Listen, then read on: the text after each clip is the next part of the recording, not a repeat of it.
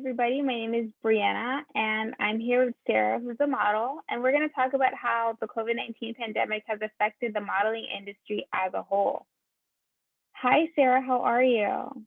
I'm well. Hi, Brianna. I'm doing well. um, so I'm kind of just going to hop right into it. So, how did you start modeling?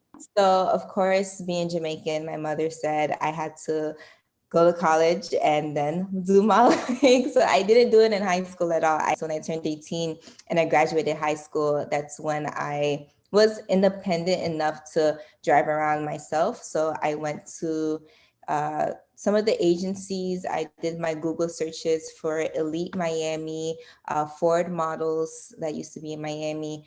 And I brought a book. I had someone take pictures of me and I just brought those pictures there, and sat in front of an office full of people as they judged me to see if I would be a right fit for their agency. At that time, unfortunately, I did not join any of those agencies. I was not the look that they were going for. Which there is a website called Model Mayhem, and on that website you can go and find photographers, makeup artists, hairstylists, just anyone in the creative industry that is looking for a model, right?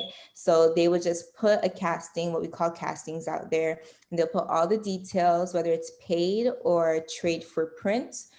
So there were many opportunities on that website. That's how I really got started. So, what is it like on set? Like once you get there, just the atmosphere. Like, what is it like? So pre-COVID set was walk in, hi everybody. You sign in, they give you a model release. A model release is a legal contract that states what the client is agreeing, or what the agreement was between you and the client, right? So, or you, the client, and the agency. I signed that, I date it. I always scan it on my phone and save it into my cloud to make sure that I can reflect on it. So once we sign that, they provide food, and I love food. Now, COVID, it's a lot different. It's take a test before you get on set. It's take your temperature, sign in, wear your mask. So you mentioned COVID. We all know COVID happened. We're still kind of going through it. So when COVID came to the United States and we were kind of shut down, what happened to the industry? Did it stop on hand, like everything just halted, or did it take some time to fully stop and shut down? It stopped. A lot of fashion is more international than it is United States based. So from March to August, there was nothing really happening for us. Going to castings was different. It was like, okay, let them know by text message that you're in the parking lot. They'll let you know when to come in. You come in, you take a temperature, you wash your hands, and then you sit and wait. Everyone is masked up. There's not like 50 people waiting in a room anymore for a casting. It's just one at a time. Go in and you come out, you sanitize, and that's it. Same thing for the shoots. It was just not a bunch of people on the set anymore. Like as many people as they needed were on set.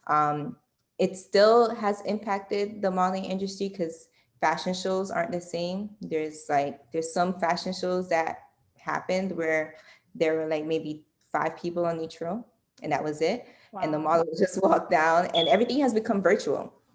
All the fashion shows are virtual. They're also going digital. So if you look at some, Hanifa is one of the designers on Instagram now, and she created this virtual fashion show where her garments were digital and they moved as if it was a real model walking down the runway, but it wasn't. It was a digital figure of a woman. You mentioned the industry kind of exploring and trying out digital modeling. What do you think is the future for the industry in general?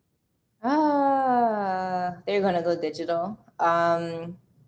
I don't think models would be obsolete, but I think there will be more digital platforms that they're going to try when it comes to runway in itself. Would it benefit me as a model? No, but will there always be a place for a model? Yes, right? Because there are artists who literally sold their clothing together by hand and they want it on a physical person. They don't want it to be digitally created to be shown on the internet that way. They want a physical model, walking in with it, making it flow, making it fit, showing exactly what that piece can do. So it'll be interesting to see what the next couple months and the next year will be like. But I see the industry now going back to using models. It's just trying to maintain the safety of everyone on set and making sure that, you know, outside of being on set, we're just careful in general so that we can contain the virus and try to get back to some kind of normal.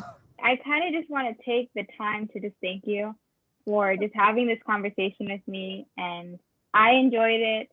And it was interesting just to learn about what the industry is doing, how they handled it. So. Thank you for choosing me. I had a great time talking with you about something I love to do. I'm going to let you go. I know you probably have a million other things to do. All right, later. Yes. Bye. Bye.